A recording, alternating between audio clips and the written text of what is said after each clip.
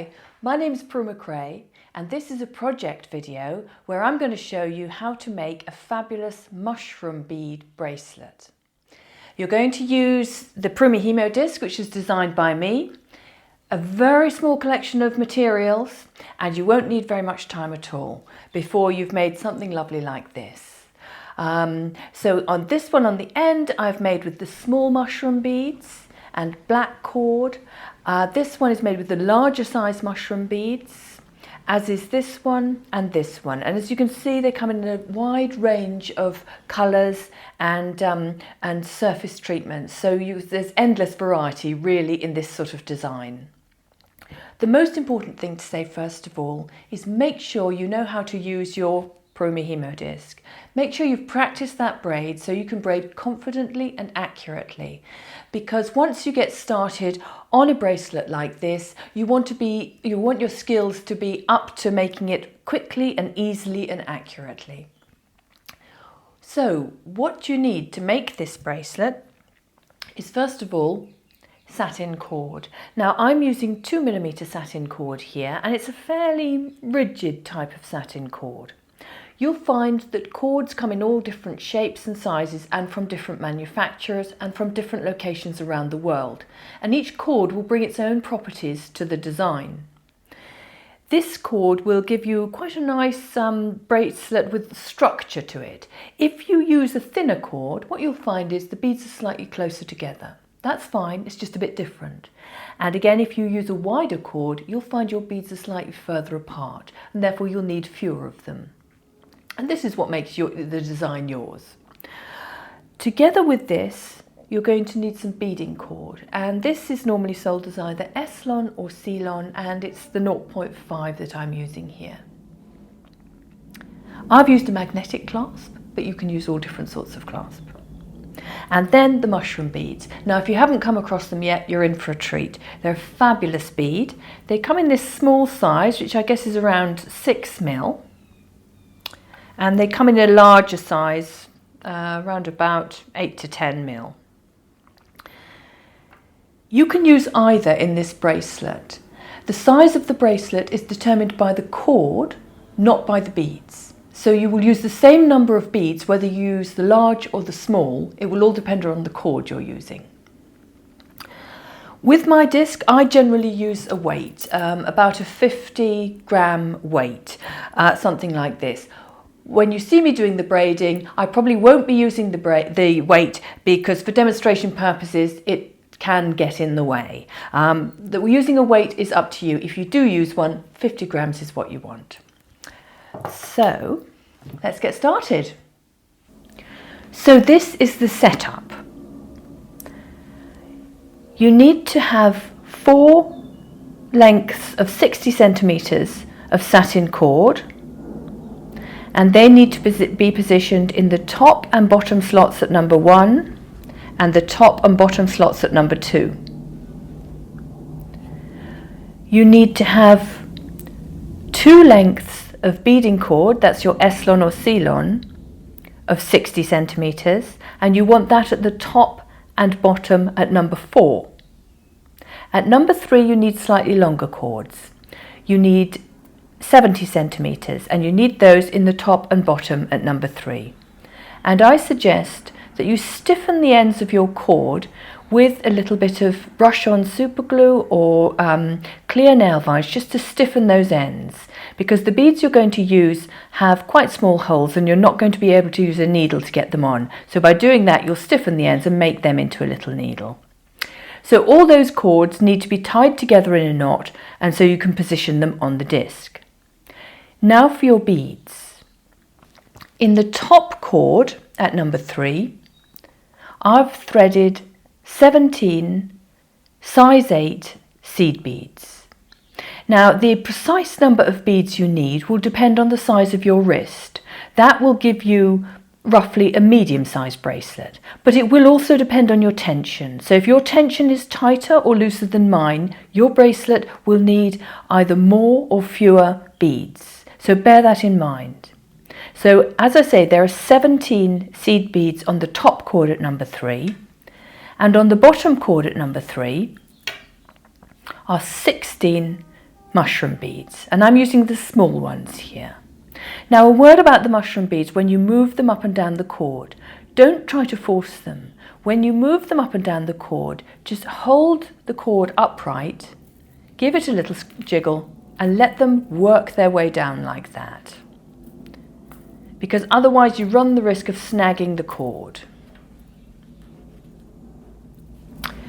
So, as I've already said, you do need to have practiced the braid structure and how to position beads before you start this project. But I'm going to do a quick recap of the moves that you're going to need. And what you're going to do is you're going to braid for about 2 centimeters without beads. And these are the moves you use, same as usual. Number 1, top to bottom, bottom to top, bottom across. The cords are on the home positions, the dots.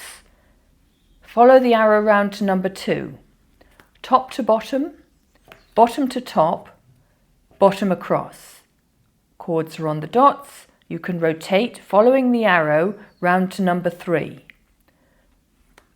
Top to bottom, bottom to top, bottom across, and round to number 4. Top to bottom to top, bottom across. Remembering all the time to keep your disc level and to keep your cords as tight as possible across the face of the disc, with the knot or the point of braiding in the middle of that hole.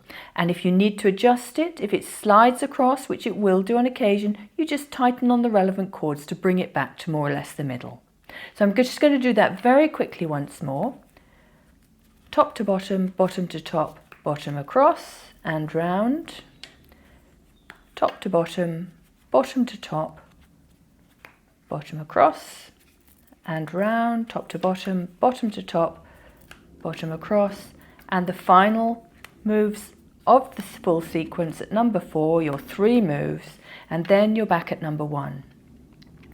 So once you've got about 2 centimeters, stop at a point where your seed beads are in the top at number 3.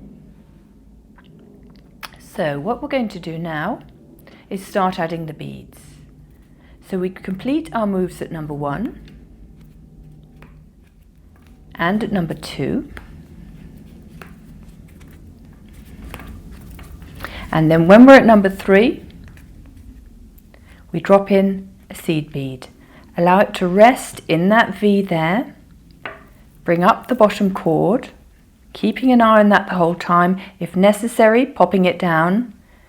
Bring the cord across, and then on round to number 4. We're back at the beginning. I'm going to tighten my cords up a little bit just to make sure I'm in the middle. And I'm going to do the next sequence. So again, I do my moves with the satin cords at number 1 and at number 2. And now when I get to number 3, you'll find that the cords have changed position. So this time I've got my mushroom beads at the top. So I simply allow a mushroom bead carefully to work its way down the cord, pop it into position, and these large beads like this sit very neatly in this sort of braid. Complete my moves, and complete my moves at number 4 as well. And that basically is as simple as it is. You only ever drop in a bead from the top cord at number 3.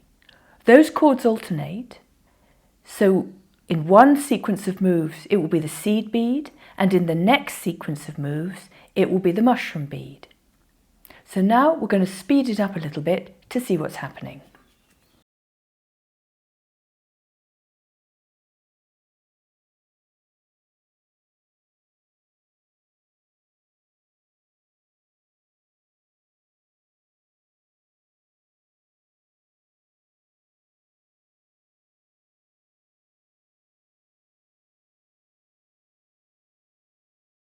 So now, let's have a look at what's coming out beneath. So you're getting a nice alternating pattern sitting on just one side of the braid. And what you need to do is continue until you have the right length for your particular wrist, or for whoever you're making it for, of course. The finishing off of braids like this is covered in 2 different videos. So you can watch either my video showing you how to glue on an end or how to attach an end using wire. For this sort of bracelet, I think that the glued on ends work best, but either are satisfactory. Thank you so much for watching, and I hope you've enjoyed that. And I hope you've made a lovely bracelet for yourself. But that's just the starting point, because you can play around with those beads and make the bracelet different every time. For instance, here I've used little flower beads to make quite a different design, but using just the same technique. Here I've used triangle beads, very different effect again. And on my wrist I've used cube-shaped crystals. You can even make a necklace. Just use about double the quantities, or possibly start with 2.5 the first time. The important thing with the quantities that you're using is to remember to take notes afterwards. So if you've got lots of cord left, take a note of that. So next time you make this bracelet, you use just the right amount of cord for you, because the take-up of cord is different for everyone. So if you'd like to see any other projects from me or any techniques from me, just press the subscribe button and you'll be notified of when I have new videos coming out. So until next time, bye!